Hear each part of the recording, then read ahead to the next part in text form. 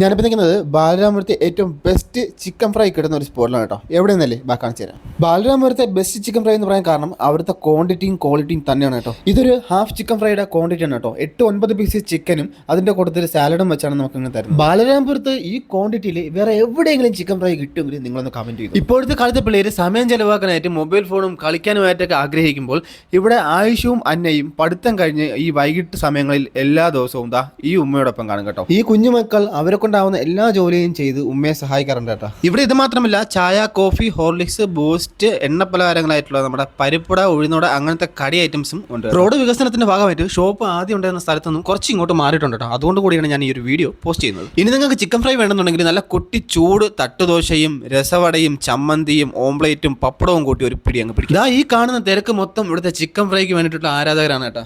നമ്മുടെ ആയുഷമാണ് കേട്ടോ ഇവിടെ ദോശയൊക്കെ ചൂടുന്നത്. ദോശ കിട്ടുകൊണ്ടിരിക്കുകയാണ്. അടുത്ത ആളതാ അവിടെ നിപ്പുണ്ട്. ഇവിടെ വെറുതെ നിൽക്കുകയാണ്.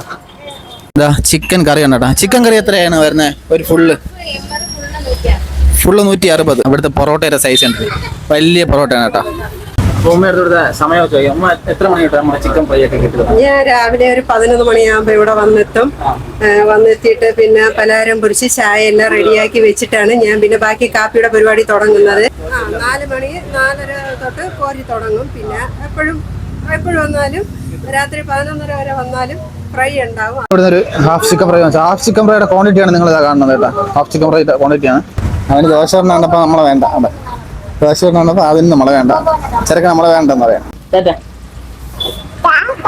ഇത് ലൊക്കേഷൻ വരുന്നത് തിരുവനന്തപുരം ബാലരാമപുരം കഴിഞ്ഞ് നമ്മുടെ കല്ലമ്പലം ജംഗ്ഷനിലാണ് കേട്ടോ, സംസം തട്ടുകട. അപ്പോൾ ഇതുപോലത്തെ അപ്ഡേറ്റഡ് സ്പോട്ടുകൾക്കായിട്ട് ചാനൽ ഒന്നും മറക്കാതെ ഫോളോ ചെയ്തോ. മറ്റൊരു വീഡിയോ. Bye bye.